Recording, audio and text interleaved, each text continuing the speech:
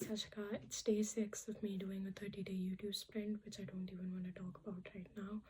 But I've been taking a small break from social media, just trying to focus more on just posting my content and then leaving the app be. I've been trying to read a lot of books, and like today in this video, I'm just gonna give a review of the books I've read over the past few days. So yeah, let's just get started. The first one I read was Disquiet Heart by Randall Silvis. And if you're a huge Frankenstein fan or Edgar Allan Poe fan, I would seriously recommend this. I mean, like, if you're a writer or if you're an artist and you struggle at times to feel understood and you're sometimes taken over by this darkness and you have no idea where it comes from, why do you feel this way within yourself, then this book is literally for you. It shows the story of Edgar Allan Poe and how it's a fictional story regarding his character. It's not something that actually happened. I don't know if it did happen, but like it follows that kind of a story, and like it's about he suffers this sort of tragedy in his life, and then he's really sort of unmotivated, unproductive, and he's not doing anything.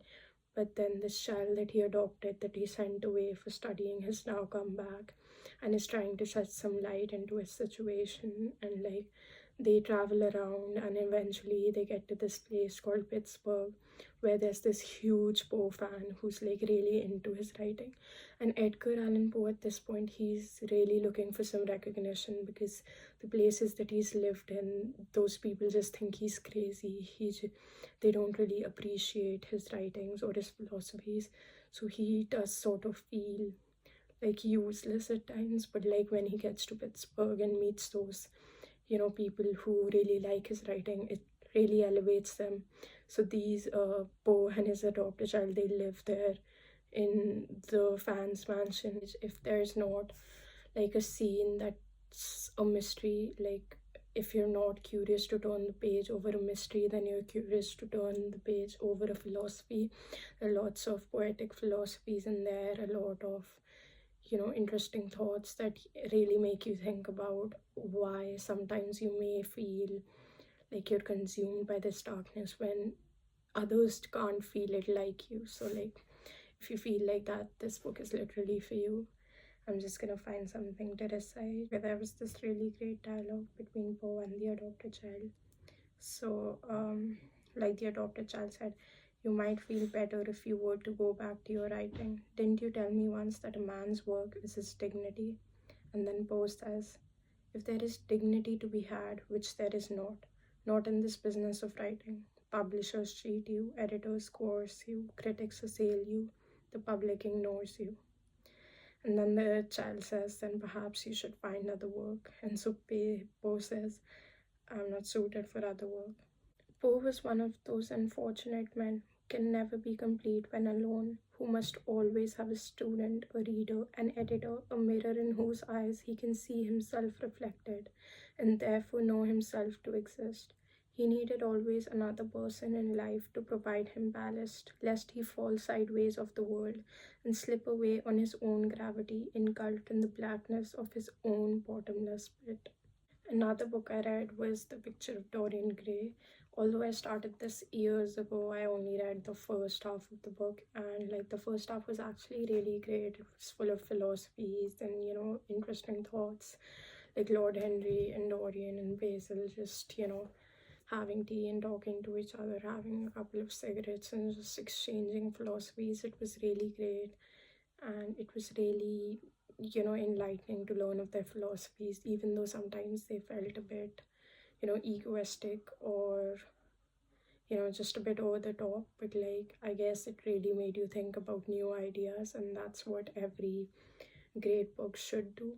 But I recently just read the second part as well, the second half of the book as well, and like I have to say, I just hate how Oscar Wilde like simply degrades the gender of women, the whole gender of women.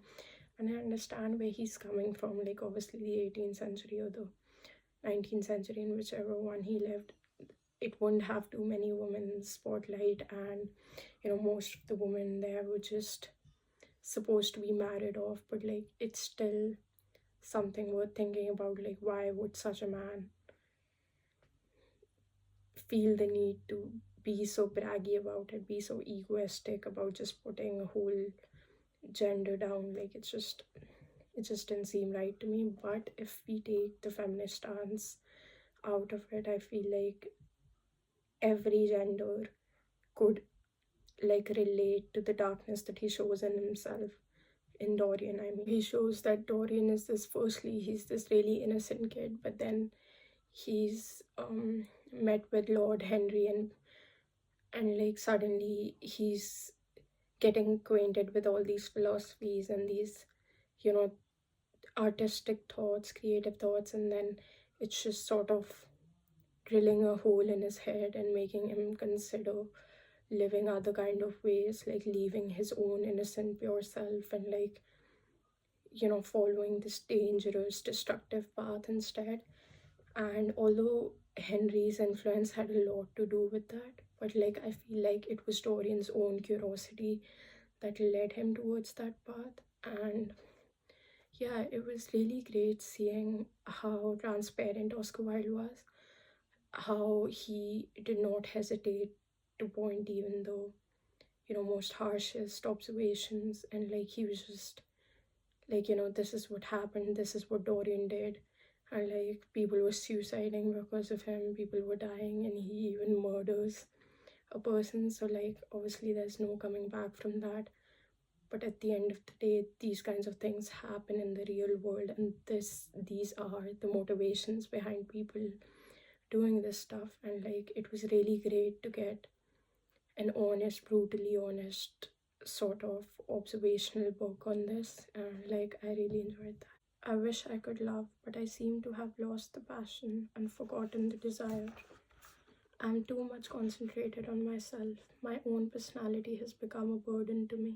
I want to escape, to go away, to forget. It often happens that the real tragedies of life occur in such an inartistic manner that they hurt us by their crude violence, their absolute incoherence, their absurd want of meaning, their entire lack of style. The effect is just as vulgarity affects us. Sometimes, however, a tragedy that possesses artistic elements of beauty crosses our lives. If these elements of beauty are real, the whole thing simply appeals to our sense of dramatic effect. Suddenly, we find that we are no longer the actors but the spectators of the play, or rather, we are both. We watch ourselves, and the mere wonder of this spectacle enthralls us. And this really goes to speak like sometimes, you know, as artists we start creating destructive content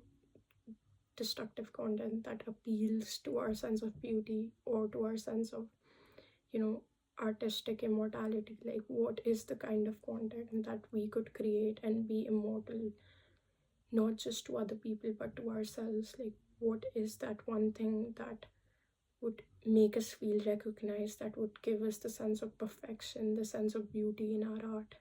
Because usually what happens as artists, we are critics as well. We look at our art and we're like, no, this is something that I feel really you know, I don't think this is perfect and I need to do something more about it. Like what is that one sense or one thing that would change this art into something truly magnificent? Another book that I read was Heartless by Marissa Mayer, and I just finished reading this today, and it's based on, it's more of a fantasy romance kind of thing, but it has like a lot of cruel and violent themes as well. And like if you like stories in which there's an innocent character and then they go into this demonic sort of rage or something, like this would really appeal to you. It also has like the whole Alice in Wonderland theme. Like the atmosphere is basically they're living in Queen of Hearts. The like the Red Kingdom is hearts, and then there's this other white kingdom that's called chess, and like there's a lot of you know, conflict happening there, and a lot of curious scenes. There's the rabbit, the hatter, there's this Joker, and then there's the Queen of Hearts, which is the main character, but she doesn't become the queen until the end scene. And it basically shows her from having this really, passion, this really great passion for baking, for creating, baked goods. But then she really, wants her parents to support her, but they don't, and she looks for support in a lot of places but doesn't get it. Eventually, the king is courting her, but like she falls in love with the Joker at the court, and then they enter into a secret courtship, but like that doesn't work out, and like in the end she turns into this really demonic beast sort of stuff. Like she becomes heartless, she starts, really adapting into her role because like no one ever supported her, and now she just feels so alone. So like she's just embracing that, embracing her rage. So